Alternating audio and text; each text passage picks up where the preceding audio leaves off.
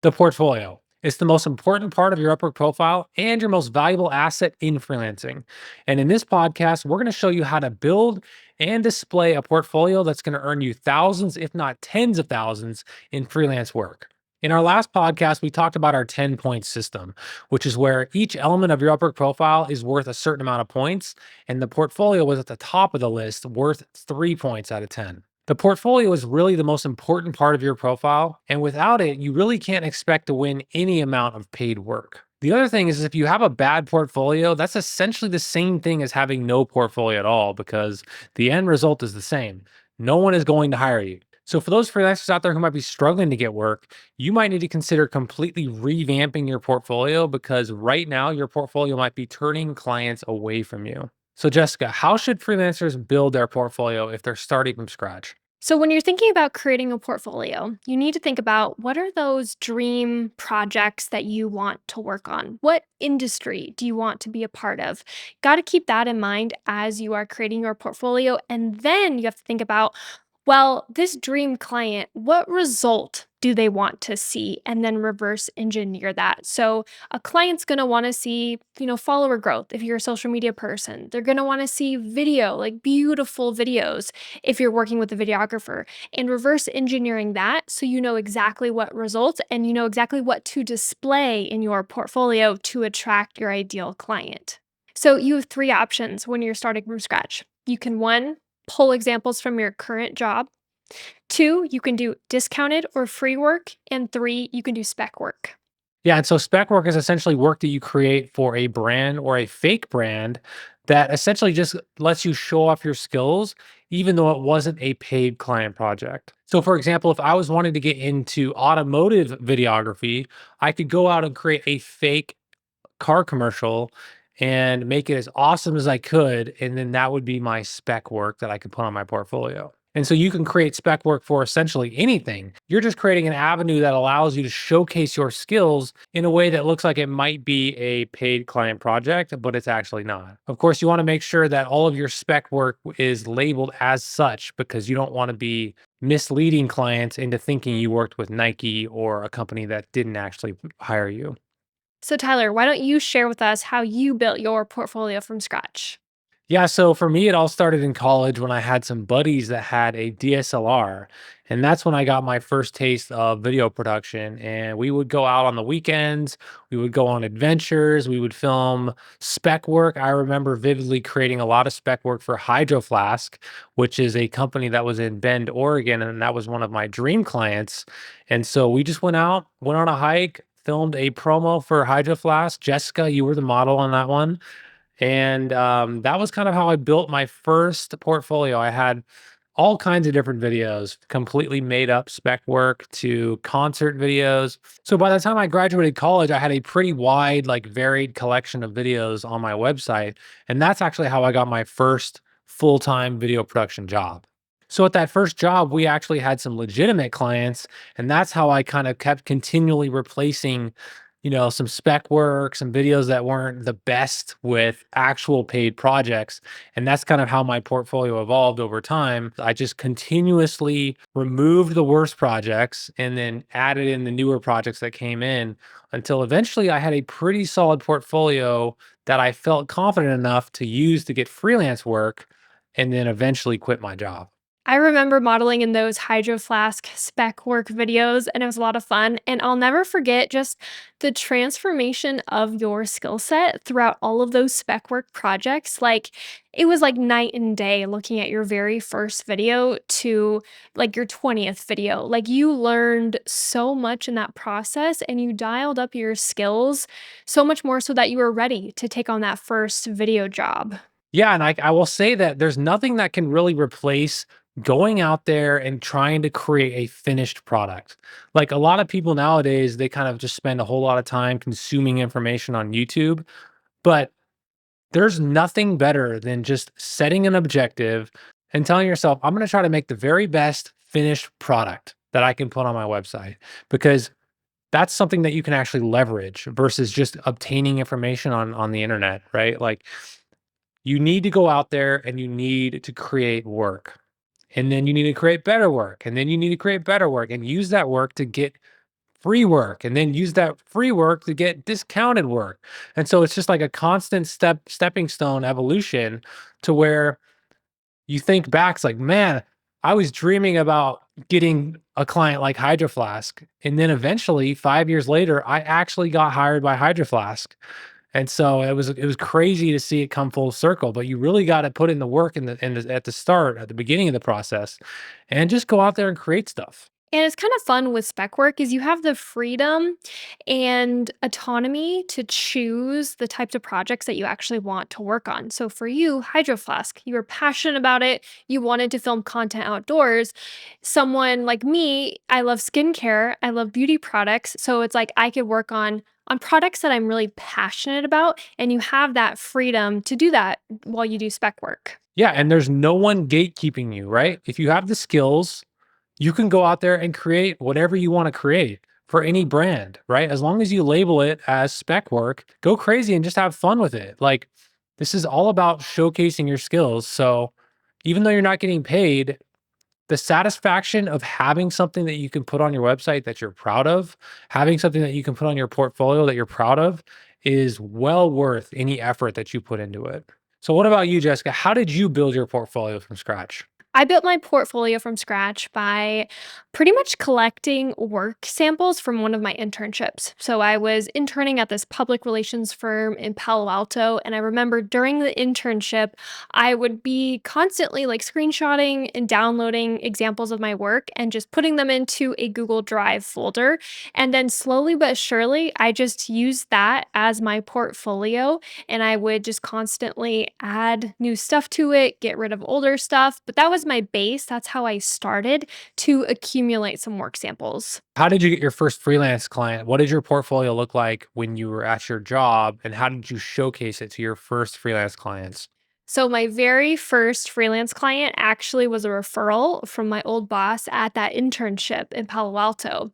And they already knew my name. They already kind of knew some of the work that I did, but I remember emailing a link to that Google Drive folder so they could just do their due diligence and kind of check out some of my examples of work that I'd created. And so then from seeing that portfolio or somewhat of a portfolio, they were able to make the decision to hire me on for some freelance work. Yeah, I think a lot of people make the mistake of having a full-time job, but not documenting what they're doing, right? They think, I'll just list out a list of bullet points on my LinkedIn about what I was accomplishing at the place.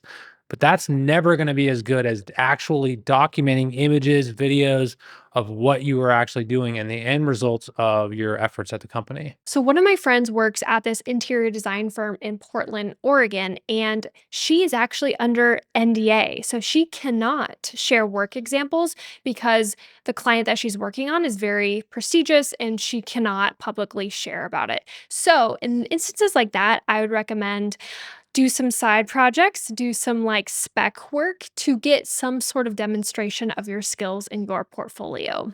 So she's not able to showcase any of her work that she does at the company, like ever, even after the buildings get built? Never. It feels like a trap almost. This client is like very, very prestigious, which I understand, but it's like even for her to get her next job, how on earth is she supposed to show her work without like a referral or without like a boss recommendation? So, an instance like that, it's definitely even more important to do spec work, to do like sample projects. So, she has something to show for if she wants to move on to a different company or if she wants to do freelance. So you can see that we both actually used all three of these options. I leaned heavily into the spec work when I was in college, and then that spec work helped me actually get free work. So you leverage the spec work that you created to approach clients and say, hey, check out this work that I've created. I'd love to create a free video for your company or your coffee shop or whatever they are. That spec work kind of gets your foot in the door. Then you can offer to do work for free, which gets rid of that money objection, right? But then lets you have an amazing piece of work on your portfolio. And then you can leverage any work that you do at your job, hopefully, if you're allowed to. But if not, then you're going to have to lean on the other two options. So, what do you think about the idea of less is more when it comes to a portfolio? How much work does a freelancer need to have before they can feel confident in really starting to try to win work? I would say you need to have at least like 3 solid portfolio pieces or case studies in your portfolio. That's usually like the bare minimum. You never want just 1, 1's not enough, 2 isn't even enough, but 3 really starts to show that range of your skill sets. Yeah, and I think it's always better to have less projects if they're all at a really high bar than to just throw everything you can and try to wow people with the amount of projects you've done. I think you really want to lean on your very best work and get rid of anything that's a tier below. So, one thing I'll say is don't fall in love with any of your portfolio items. I know there are some projects that I did in my past that I just had a really strong personal connection with. Maybe I felt really sentimental about the work, but it's not about how you feel about your work. It's about how your clients feel about your work. And so don't fall in love with any of your portfolio items if that means that it's going to stay around in your portfolio longer than it should. You should get really comfortable with deleting anything and everything that isn't going to help you in work. And you're only as good as your worst items on your portfolio. So that means you should be constantly trimming and updating your portfolio. So we like to think of this as 3 phases. So phase 1 is having 3 high quality pieces of work. Now, at this point, you don't need to niche down. You just need to have 3 really good pieces of work that really demonstrate your skill sets to your potential client.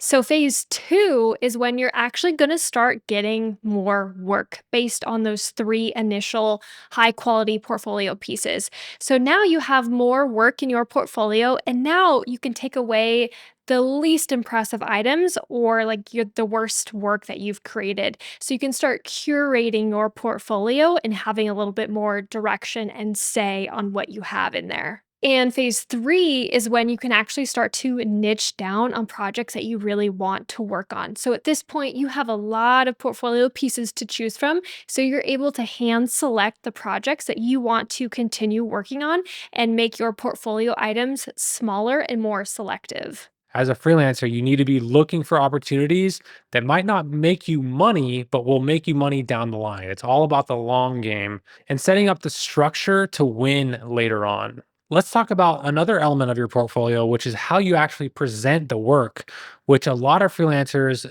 don't put enough effort into. I don't care what industry you are freelancing in, presentation matters across the board. So you have to be able to present your work in a really elevated and professional way with nice graphics, clear, understandable visuals, beautiful videos, whatever you have to do. You could even hire like a graphic designer to create some mockups for you. Just whatever you can do to make it look visually appealing to your potential client. Yeah, and I know that's one thing that we actually talked about with your portfolio was I know at one point you had just uploaded screen grabs of websites and Instagram pages, right? But instead of doing that, I said, "Hey, why don't you make a beautiful mock-up? Why don't you put these things inside of an iPhone frame or inside of a desktop frame just to elevate the presentation of your work?" Yeah, and this could really be the difference between a client choosing you and choosing somebody else. It shows that you have a really critical eye and you went above and beyond. And like, it's pretty simple to elevate, especially with Canva at our fingertips, or even just hiring a graphic designer on Fiverr or Upwork. Like, you can invest a small amount of money to elevate your portfolio so it looks really presentable to clients. Yeah, and presentation matters. So you could have something that might be technically not as impressive as your competitor, but if you present it in a nice way, if you present it in a way that's easier to view and more impactful, your portfolio could actually end up looking better than the person that has better skills than you or better clients. So in my industry of video production, it's really common to create what's known as a demo reel. I know actors actually do this as well, but you create a single video where you are showcasing the broad set of your skills all in one video.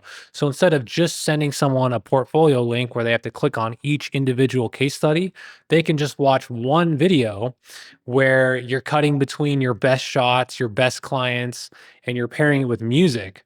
And a lot of clients really judge you based on the quality and the taste that you employ on your demo reel. In your industry, think about how you can create something that is easy to digest, easy to view, and really demonstrates your entire skill set in one place.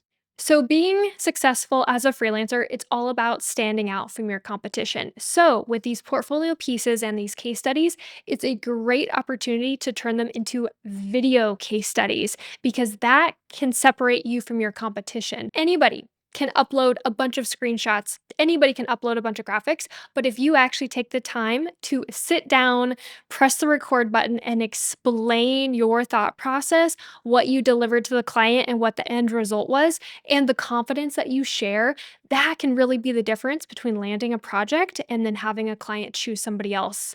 Yeah, I mean, if you don't do that, someone else is going to, right? Someone else is going to find a way to take maybe their work is mediocre, but they find a way to elevate it and they find a way to present it in a way that is a cut above everyone else.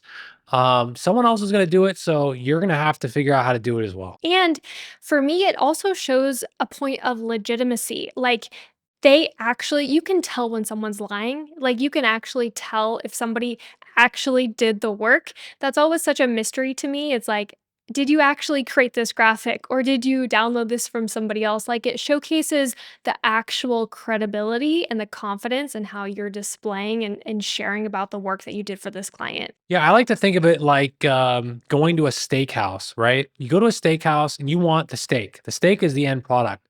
But if that steak was served to you in an environment like McDonald's or an environment like a back alley, the steak might be the same, but the presentation is what really elevates the steak. So you need to make sure that you're not spending all of this time and effort creating an amazing steak and then not presenting it in a way that matches the quality of your work. So when it comes to Upwork, Jessica, let's talk about how Upwork presents portfolio items. And what do you think about presenting your portfolio items to clients on Upwork natively or presenting them with a link to a case study on your website? So it's usually gonna be a safer route to go is linking an Upwork portfolio piece within your Upwork proposal. So it's really easy. At the end of your Upwork profile, you can display quite a few different portfolio presentations. And so actually including a link in your Upwork proposal is the easiest way to go about it.